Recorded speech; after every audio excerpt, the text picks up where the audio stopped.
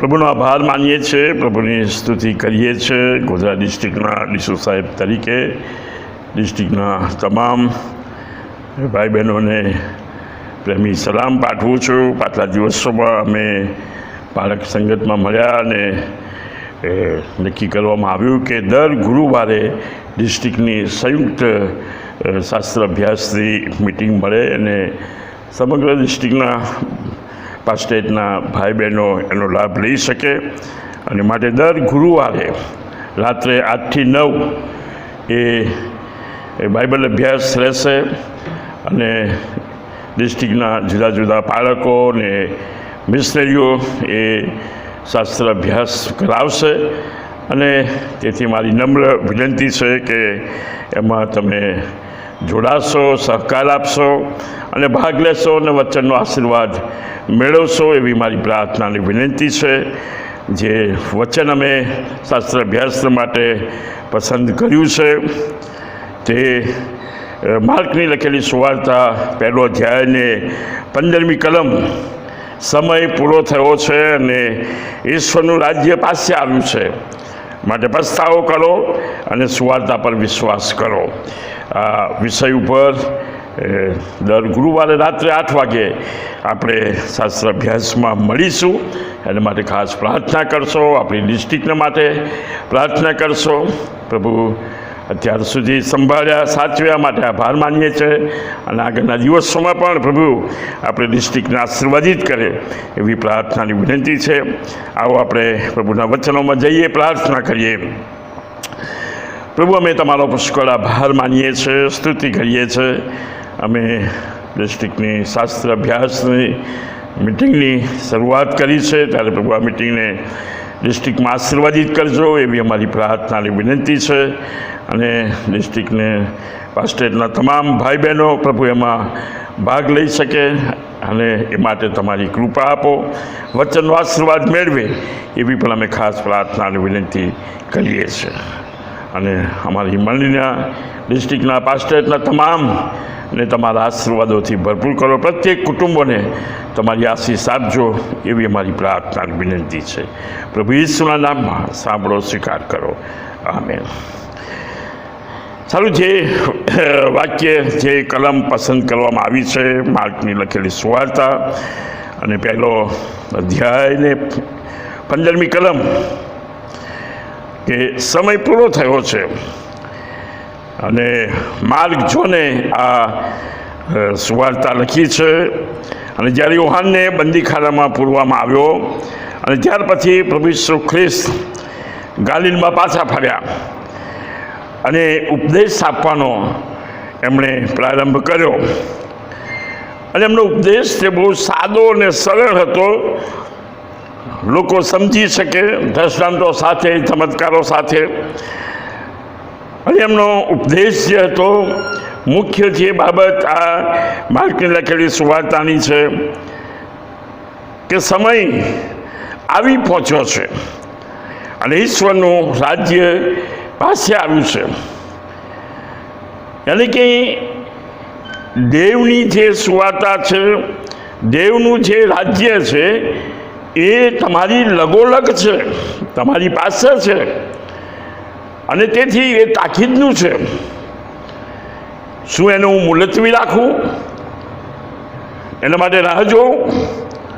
પણ લખવામાં આવ્યું છે કે સમય પૂરો થયો છે અને ઈશ્વરનું રાજ્ય પાસે આવ્યું છે અને એટલા માટે પસ્તાવો કરો. આ બે બાબતો કહેવામાં આવી છે, પસ્તાવો કરો અને સુવાર્તા પર, જે શુભ સંદેશ એની ઉપર વિશ્વાસ કરવાની બાબત. શા માટે પસ્તાવો કરવાનો? કારણ કે ઈશ્વરે માણસને બનાવ્યું, માણસ જાતને બનાવી, પણ આદમ અને હવાએ, આપણા આદિ માતા પિતાએ પાપ કર્યું અને પાપને કારણે મરણ આવ્યું અને સમસ્ત દુનિયા એ પાપમાં પડી. અને તેથી પૃથ્વી પરના સઘળા લોકો પાપી છે. પાઉલ પેજ કહે છે કે રોમનોને પત્ર 3 અધ્યાયમાં કહે છે કે સઘળાએ પાપ કર્યું છે અને સઘળા દેવના મહિમા વિશે અધૂરા છે. ગીત કરતા દાઉદ ભક્ત પણ કહે છે કે મારી માએ પાપમાં મારો ગર્ભ ધર્યો હતો. પાઉલ એ પણ કહે છે કે સઘળા પાપીઓમાં હું મુખ્ય છું. અને તેથી આપણે પાપી છીએ એ કબૂલ કરીએ છીએ. જો આપણે એમ કહીએ કે જો હું પાપી નથી તો આપણે જૂઠું બોલીએ છીએ. આપણે પાપી છીએ, પાપમાં જન્મ્યા છીએ, પાપમાં જીવીએ છીએ અને આપણી ચારે બાજુ દુષ્ટતા છે અને તેથી પસ્તાવાની જરૂર છે. અને તેથી દેવનું રાજ્ય પાસે આવ્યું છે ત્યારે કહે છે પસ્તાવો કરો અને સુવાર્તા પર વિશ્વાસ કરો. ઈશ્વરનું રાજ્ય એટલે માણસના હૃદયમાં અને સમજમાં ઈશ્વરની ઉપસ્થિતિ, ઈશ્વરની હાજરી. શું આપણા જીવનમાં ઈશ્વરની ઉપસ્થિતિ છે ખરી? આપણે તપાસીએ કે મારા જીવનની અંદર શું ઈશ્વરની ઉપસ્થિતિ છે. અને જેથી ઈશ્વરનું રાજ્ય એટલે માણસના હૃદયની અંદર અને સમાજમાં ઈશ્વરની ઉપસ્થિતિ હોવી, એની શક્તિ, એનું શાસન એ આપણામાં હોવું જોઈએ. અને તો એ ઈશ્વરનું રાજ્ય કહી શકાય. પ્રભુ ઈસુ ખ્રિસ્ત એ ઈશ્વરના રાજ્યનું મૂર્તિમાન સ્વરૂપ હતા. જ્યારે આપણે પ્રભુ ઈસુ ખ્રિસ્તનો સ્વીકાર કરીએ છીએ ત્યારે તેઓ ઈશ્વરના રાજ્યના નાગરિક બને છે. જ્યારે તમે પ્રભુ ઈસુ ખ્રિસ્ત પર વિશ્વાસ કરો છો અને પ્રભુ ઈસુ ખ્રિસ્તને તમારા અંગત આધાર તરીકે સ્વીકારો છો ત્યારે તમે ઈશ્વરના રાજ્યના નાગરિક બનો છો. અને જેથી ઈસુએ આપણને કહે છે પસ્તાવો કરો અને સુવાર્તા પર વિશ્વાસ કરો. હંમેશા પ્રથમ જે પગલું છે એ પસ્તાવો કરવાનો છે, કારણ કે આપણે પાપી છીએ,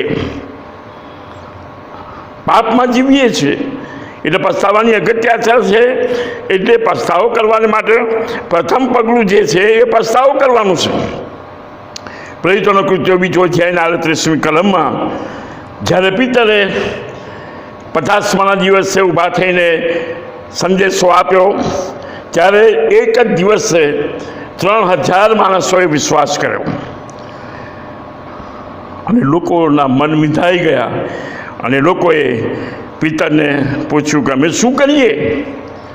ત્યારે કહે છે કે પસ્તાવો કરો અને ઈસુ ખ્રિસ્ત નામે તમારામાંનો દરેક એ બાપ્તિસ્મા પામો, અને કે જેથી તમારા પાપનું નિવારણ થાય. તમારા પાપનું નિવારણ કરવા માટે પસ્તાવો કરવાનું છે અને પ્રભુ ઈસુ ખ્રિસ્તના નામમાં આપણે દરેકે બાપ્તિસ્મા પામવાનું છે કે જેથી આપણા પાપનું નિવારણ થાય. અને તેથી પસ્તાવાની અગત્યતા છે.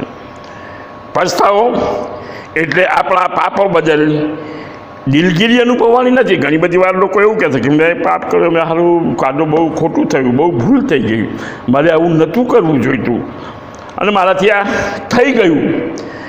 એવી દિલગીરી વ્યક્ત કરવાની નથી, પણ સાથે સાથે આપણા પાપોથી પાછા વળવાનું પણ છે. કેવળ દિલગીરી વ્યક્ત કરવાની નહીં, પણ એ પાપમાંથી આપણે પાછા ફરવાનું છે. એ પસ્તાવો છે. કારણ કે આપણે ઘણી બધી વખત દિલગીરી અનુભવીએ છીએ પણ એ પાપ તો ચાલુ જ રાખીએ છીએ. અને તેથી આપણા પાપોથી પાછા વળવાનું એ પણ છે. પાપનો સાચો પસ્તાવો એટલે પાપ કરતાં બંધ થવું. જો તમે પસ્તાવો કરો છો તો એ પાપ કરતાં બંધ થવું, નહીં તો પછી આપણો પસ્તાવો જૂઠો છે. પસ્તાવો કરીએ છીએ કે પણ પાપમાંથી અટકતા નથી તો આપણો પસ્તાવો જૂઠો છે. અને જેથી આપણે પસ્તાવો કરી લઈએ એ પછી બીજું પગલું આવે છે. અને એ બીજું પગલું એ પ્રભુ ઈસુ ખ્રિસ્તને પર વિશ્વાસ કરવો, એમાં પ્રભુ ઈસુ ખ્રિસ્તમાં માનવું અને તારણહાર તરીકે પ્રભુ ઈસુ ખ્રિસ્તનો સ્વીકાર કરવો. માનવું, પ્રભુ ઈસુ ખ્રિસ્તનો માનવું એટલે કે ખ્રિસ્તમાં વિશ્વાસ હોવો. પ્રભુ ઈસુ ખ્રિસ્ત એ જ પ્રભુ છે. ફિલિપીઓના પત્રમાં કહે છે એ જ આપણો પ્રભુ છે અને એ સ્વીકારવું, એને આપણે વિશ્વાસ હોવો એમ કહી શકીએ છીએ. અને તેથી આપણામાં પ્રભુને સ્વીકારવાની બાબત, એની પર વિશ્વાસ કરવાની બાબત, ત્યારે પસ્તાવો, આ બે બાબતો આપણા પાપથી પાછા વળવાનું છે. અને પછી બીજું પગલું એ પ્રભુ ઈસુ ખ્રિસ્તને સ્વીકારવાના છે. ત્યાં સુધી પ્રભુ ઈસુ ખ્રિસ્તને સ્વીકારતા નથી ત્યાં સુધી વાળાઓ આપણે આપણા પાપમાં જ આપણે જીવીએ છીએ.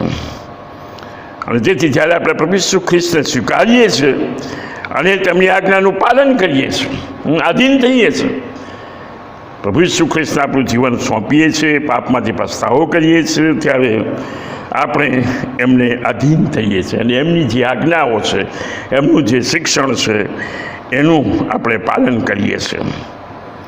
અને આ જ સુવાર્તા પ્રચાર છે. પ્રભુ ઈસુ ખ્રિસ્ત પરનો વિશ્વાસ, કારણ કે પ્રભુ ઈસુ ખ્રિસ્ત એ પાપીઓને તારવાને માટે અને તેમનામાં વિશ્વાસ મૂકનાર સનાતન જીવન આપવાના માટે જગતમાં આવ્યા. પ્રભુ ઈસુ ખ્રિસ્તનો આ જગતમાં આવવાનો જે હેતુ હતો કે સમસ્ત જગતના લોકો એ પાપમાંથી બચી જાય અને તેઓને જીવન મળે અને પુષ્કળ મળે, એટલા માટે કહે છે હું આવ્યો છું. અને તેથી સુવાર્તા પ્રભુ ઈસુ ખ્રિસ્તની એ શુભ સંદેશ એ છે કે પ્રભુ ઈસુ ખ્રિસ્ત પાપીઓને તારવાને માટે આ જગતમાં આવ્યા. એ બાબત પર આપણે વિશ્વાસ મૂકવાનો છે. મારો બચાવ એ પ્રભુ ઈસુ ખ્રિસ્તમાં છે. મારે પાપમાંથી ઉદ્ધાર મુક્તિ એ મને પ્રભુ ઈસુ ખ્રિસ્તમાંથી મળી શકે છે. બીજી કોઈ રીતે આપણા પાપોમાંથી આપણને બચાવી શકે તેમ નથી. અને તેથી પ્રભુ ઈસુ ખ્રિસ્ત પ્રત્યેક વ્યક્તિને પસંદગી આપે છે. આપણને બધાને પ્રભુ પ્રત્યેક વ્યક્તિને પસંદગી આપે છે. ઈશ્વરના રાજ્યના નાગરિક થવાની પસંદગી આપે છે. તમે કોના નાગરિક થવા માગો છો? ઈશ્વરના રાજ્યના નાગરિક થવા માગો છો કે પછી શૈતાનના રાજ્યના નાગરિક થવા માગો છો? આ બે જ વિકલ્પો છે આપણા જીવનની અંદર. બે જ વિકલ્પ છે. ઈશ્વરના રાજ્યના નાગરિક થવા માગીએ છીએ કે શૈતાનના રાજ્યના નાગરિક થવા માગીએ છીએ. બે જ વિકલ્પ છે આપણી પાસે. પ્રભુએ આપણને પસંદગી આપી છે. કઈ પસંદગી કરીએ છીએ? પ્રભુનું વચન કહે છે તમે પહેલાં ત્યાંના રાજ્યને અને ત્યાંના ન્યાયપણાને શોધો, એટલે જે જરૂરી વાના છે એ પણ તમને આપવામાં આવશે. પ્રભુ પોતે એ પણ કહે છે તમે ત્યાંના રાજ્યને શોધો. ઈશ્વરનું રાજ્ય પાસે આવ્યું છે. એ ઈશ્વરનું રાજ્ય આપણામાં કેવી રીતે આવી શકે? ક્યારે આવે? આપણે ઈશ્વરના રાજ્યની નજીક જ છીએ, પણ એ આપણામાં કેવી રીતે આવી શકે? અને ઈશ્વરના રાજ્ય વિશે ઘણી બધી બાબતો પ્રભુના વચનમાં આપવામાં આવી છે. કેવી રીતે ઈશ્વરની રાજ્ય મારામાં તમારામાં આવી શકે? બે બાબતો દર્શાવવામાં આવે છે. અને બીજા કોઈ પણ શબ્દો કરતાં આ બે શબ્દોનો વધારે ઉપયોગ પ્રભુના વચનોમાં કરવામાં આવ્યો છે. અને એ બે શબ્દો તો આ છે, તમારા પાપથી પાછા ફરો. જે પાપી જીવન તમે જીવો છો એનાથી તમે પાછા ફરો અને સુવાર્તા શુભ સંદેશ પર વિશ્વાસ કરો. જ્યારે ઉડાવ દીકરાને એના પાપનું ભાન થયું અને ત્યારે ભૂંડો ચાલતો હતો, ત્યાં એને કેવું વિચાર્યું કે મેં આકાશની સામે અને તારી સામે પાપ કર્યું છે, હું તારો દીકરો કહેવાને લાયક નથી. અને તે જ ઘડીએ એ પાછો ફર્યો. હું મારા બાપને ઘેર જઈશ અને કહીશ કે બાપા, મેં આકાશની સામે અને તારી સામે પાપ કર્યું છે, હું તારો દીકરો કહેવાને લાયક નથી. પાપથી એ ઉડાવ દીકરો પાછો ફર્યો અને એણે દેવ પર વિશ્વાસ કર્યો. અને પ્રભુએ અને એના બાપે એને સ્વીકાર્યો. કેટલો બધો આનંદ ત્યાં આગળ જોવા મળે છે. અને તેથી વાલાઓ, પસ્તાવો શબ્દનો મૂળ અર્થ એટલે કે દિશા પરિવર્તન કરવું. આખી દિશા ફરી જાય. તમે પસ્તાવો કરો ને એટલે આખી દિશા ફરી જાય. દિશા પરિવર્તન કરવું, અથવા મારા વિચારોમાં બદલાણ કરવું, મારા વિચારોને બદલવા. રોજ હું જે પ્રમાણે જીવું છું એના કરતાં જુદી રીતે પ્રભુની ઈચ્છા અને યોજના પ્રમાણે જીવવું, એ બાબત બતાવે છે. દરેક વ્યક્તિઓના અંતઃકરણમાં તથા વિચારોમાં ઈશ્વરનો અમલ શરૂ થાય, એ જ ઈશ્વરના રાજ્યનો અર્થ છે. એક વ્યક્તિના જીવનની અંદર ઈશ્વરનો અમલ શરૂ થાય. આપણે રોજ આકાશવાળા બાપની પ્રાર્થના બોલીએ છીએ, પ્રભુ તારી ઈચ્છા પૂરી થાવ, પણ જીવનમાં હંમેશા આપણી જ ઈચ્છા પૂરી કરવાના માટે પ્રયત્ન કરીએ છીએ. અને તેથી આપણા અંતઃકરણમાં, આપણા વિચારોમાં, આપણા વર્તનમાં, આપણી વાણીમાં ઈશ્વરનો અમલ શરૂ થાય, એ જ ઈશ્વરના રાજ્યનો અર્થ છે. અને તેથી સંપૂર્ણપણે સમર્પણ કર્યા વિના કોઈ પણ વ્યક્તિ સાચા અર્થમાં વિશ્વાસ કરી શકતી નથી. પૂરેપૂરું સમર્પણની જરૂર છે, અને તો જ આપણે પ્રભુ પર વિશ્વાસ કરી શકીએ છીએ. અને તેથી વલાઓ, પસ્તાવો એ પાપ માટે કેવળ દુઃખ વ્યક્ત કરવામાં નહીં, પણ પાપનો ત્યાગ કરવામાં રહેલો છે. પસ્તાવો એ કેવળ આપણે જે પાપ કર્યું છે એના માટે દુઃખ વ્યક્ત કરીએ એટલું નહીં, પણ પાપનો ત્યાગ કરવાનો છે, છોડી દેવાનું છે, ત્યાગવાનું છે.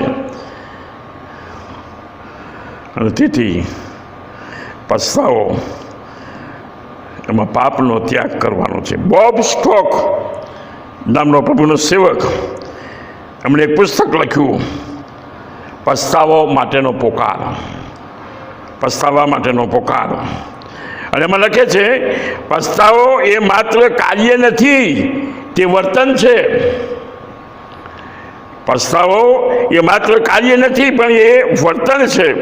અને વાસ્તવિક વર્તન ક્રિયાશીલ વિશ્વાસ, નમ્ર હૃદય અને ખ્રિસ્ત સાથેના સાચા સંબંધો એ બતાવે છે. કેટલી ગજબની બાબત આ પ્રભુના સેવકે બતાવી છે. પસ્તાવો એ કાર્ય નથી, પણ વર્તન છે.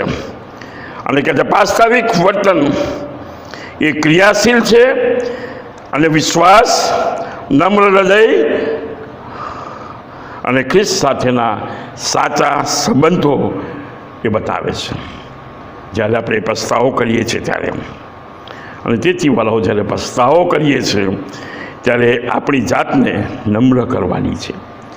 આપણી જાતને નમ્ર કરવાની છે. બહુ અઘરું છે આ જમાનામાં. આપણી જાતને નમ્ર બનાવવી એ બહુ અઘરું છે. પણ માથેની સુવાર્તા 5માં જેમાં કહે છે, નમ્રજનો એ દેવના રાજ્યમાં પ્રવેશ કરશે. હવાલાઓ પસ્તાવા માટે ગ્રીકમાં મેટનોઇયા એટલે કે મનનું બદલાણ એવો કરવામાં આવ્યો છે. અને તેમાં પાપ, પોતાની જાત અને ઈશ્વર વિશેના વિચારોનો સમાવેશ થાય છે. વલો આપણે ઈશ્વરની આગળ નાશવંત છીએ, અને આપણે પોતાને બચાવવામાં અસમર્થ છીએ. ઈશ્વરની આગળ આપણે કંઈ વિસાતમાં નથી. પ્રભુનું વચન કહે છે કે જો અમારા પાપ કિરમજ જેવા લાલ હોય તો પણ તે બરફ સરકાર શ્વેત થશે. કેમ? કારણ કે આપણે આપણી જાતને બચાવી શકતા નથી, કેવળ ઈશ્વર આપણને બચાવી શકે છે. અને તેથી આપણે ઈશ્વરની આગળ નાશવંત છીએ એ કબૂલ કરવાનું છે, અને પોતાનો બચાવવામાં અસમર્થ છે. આપણે આપણી જાતને બચાવી શકતા નથી. માણસ ગમે તેટલા પ્રયત્નો કરે પણ એ પોતાની જાતને બચાવી શકતો નથી. આપણે નાશવંત છીએ. અને તેથી જો આપણે પસ્તાવાની ઈચ્છા રાખીએ છીએ તો ઈશ્વર આપણને શક્તિ આપશે. જો હું પસ્તાવો કરવા માગું છું તો ઈશ્વર મને શક્તિ આપશે, ઈશ્વર મને દોરશે, ઈશ્વર મને સામર્થ્ય આપશે. ઈશ્વર આપણને પસ્તાવો કરવા માટે શક્તિ આપશે. અને આપણે જાણવું જોઈએ કે ખ્રિસ્ત તરફ ફરવું એટલે પાપથી પાછા ફરવું. જો આપણે ખ્રિસ્ત તરફ ફરવા માગીએ છીએ તો આપણે પાપથી પાછા ફરવાનું છે. આપણે પાપના ત્યાગ વિના ખ્રિસ્તને મેળવી શકતા નથી, અને ખ્રિસ્ત પર વિશ્વાસ પણ કરી શકતા નથી. જો આપણે પાપ ન છોડીએ તો આપણે પાપના ત્યાગ વિના ખ્રિસ્તને મેળવી શકવાના નથી. કારણ કે પાપ એ આપણને ખ્રિસ્તથી દૂર રાખે છે. એ બાબત યાદ રાખીએ. અને તેથી પાપના ત્યાગ વિના ખ્રિસ્તને મેળવી શકતા નથી, એ બાબત ધ્યાનમાં રાખીએ. અને તેથી જ્યારે પસ્તાવો કરીએ છીએ ત્યારે સૌથી મોટું પરિણામ જે આવે છે એ જીવનમાં સાચો આનંદ. જ્યારે પસ્તાવો કરીએ છીએ ત્યારે જીવનમાં સાચો આનંદ લાવે છે, મળે છે. કારણ કે પાપને કારણે આપણા જીવનનો જે આનંદ છે એ શૈતાન લઈ લે છે. અને તેથી જ્યારે આપણે પસ્તાવો કરીએ છીએ ત્યારે એ પસ્તાવાનું પરિણામ જીવનમાં સાચો આનંદ લાવે છે અને એ ઈસુ સાથે અને બીજાઓની સાથે સંગત કરાવે છે. અને તેથી વલાઓ માર્ગ આપણને સ્પષ્ટ કહે છે સમય પૂરો થયો છે. આજે આપણે દુનિયા તરફ દ્રષ્ટિ કરીએ, કેવી પરિસ્થિતિ પાછલા દિવસોમાં કોરોનાની બહુ મોટી મહામારીમાંથી પસાર થયા અને કેવી ભયંકર પરિસ્થિતિ ઊભી થઈ આપણે જાણીએ છીએ. આજે સમગ્ર વિશ્વ યુદ્ધ તરફ આગળ વધી રહ્યું છે અને ક્યારે પણ ત્રીજું વિશ્વયુદ્ધ ફાટી નીકળશે એ પણ જાણતા નથી. સમય પૂરો થઈ ગયો છે અને તેથી આપણા પસ્તાવો કરવાનો છે અને તેથી પસ્તાવા માટે પ્રભુની તરફ પાછા ફરવાનું છે. પસ્તાવો કરો અને પ્રભુ ઈસુ ખ્રિસ્ત પર વિશ્વાસ કરો. પ્રભુ આપણા જીવનોને બચાવવા માગે છે. પ્રભુ આપણને આશીર્વાદ આપવા માગે છે કે છે તેઓને જીવન મળે અને પુષ્કળ મળે એટલા માટે હું આવ્યો છું. અને તે છતાંય જો આપણે પાપમાં નાશ પામીએ, પાપમાં મરણ પામીએ તો એ આપણા માટે કેટલી મોટી કરુણતા છે. પણ પ્રભુ કૃપા આપે કે આપણે આપણા પાપોનો પસ્તાવો કરીએ, કબૂલાત કરીએ અને પ્રભુ ઈસુ ખ્રિસ્ત પર વિશ્વાસ કરીએ. આમેન.